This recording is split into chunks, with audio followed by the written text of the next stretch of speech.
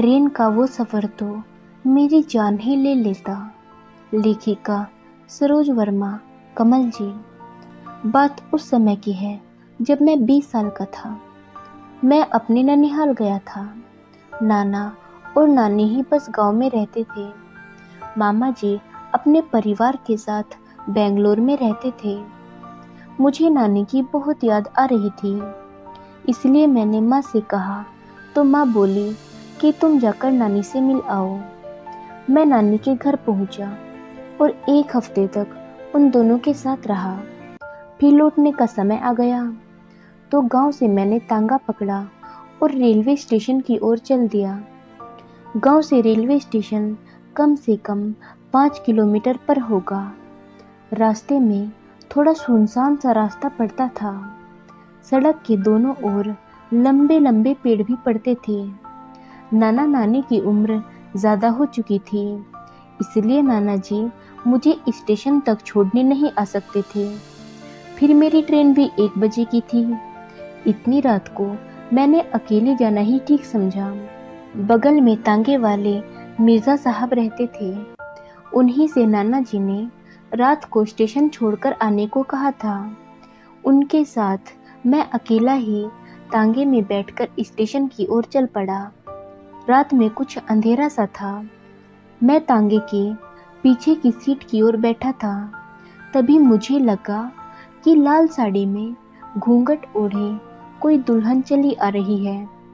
मैंने तांगे वाले से तांगा रोकने को कहा तो वे बोली, बेटा कोई छलावा होगा। रात को 12 बजे के बाद यहाँ यह सब होता रहता है। फिर वे मुझे स्टेशन पर छोड़कर लौट गए। मैं प्लेटफॉर्म पर आया तो बिल्कुल अंधेरे में फर्श पर एक बूढ़ी सी औरत शिथिल सी पड़ी थी। मैं उसके पास जाने लगा। तभी पीछे से मुझे एक कुली ने पुकारा तो मैं पीछे मुड़ा तो वह बोला, भाई कहाँ जा रहे हो? वहाँ तो अंधेरा है, वहाँ बहुत गहरा गड्ढा है। मैं फिर से उस ओर मुड़ा तो वहाँ सचमुच गहरा अंधेरा था और वह औरत वहाँ से गायब थी। मुझे कुछ समझ नहीं आया और मैं प्लेटफॉर्म पर आकर अपनी ट्रेन का इंतज़ार करने लगा। कुछ देर में ट्रेन आ गई और मैं उसमें बैठ गया। अगले स्टेशन पर मेरे सामने वाली सीट पर एक औरत आकर बैठ गई।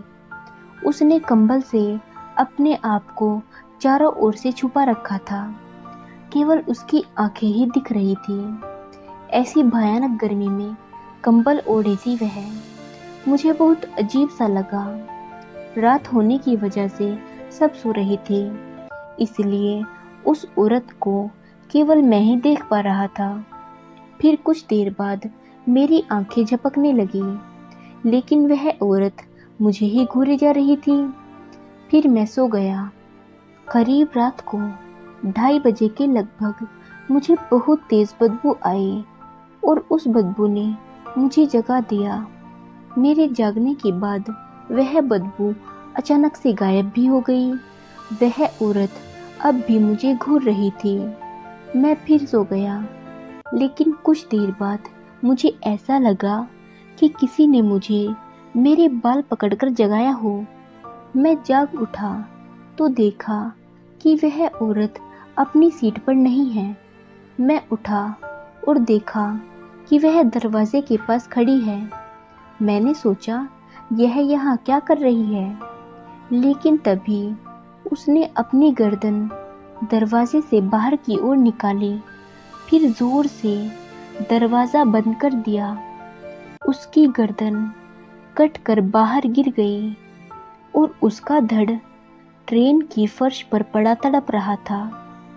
तभी मेरी आँख खुल गई। वह शायद एक सपना था और उस सपने ने मुझे जगा दिया था। मैं जागा तो देखता हूँ कि वह औरत सच में अपनी सीट पर नहीं है। मैंने उठकर देखा तो वह गेट पर खड़ी थी और जैसे ही उसकी नज़रें मुझसे मिली तो उसने चलती ट्रेन से बाहर छलांग लगा दी। यह देखकर मेरा दिल दहल गया। मैं चुपचाप अपनी सीट पर आकर लेट गया और फिर सो न सका।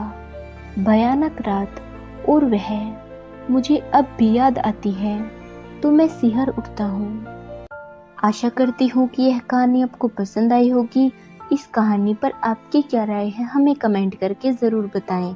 कहानी पसंद आई है तो लाइक और शेयर करना बिल्कुल भी ना भूलें। चैनल पर नए हो तो चैनल को सब्सक्राइब ज़रूर करें। धन्यवाद।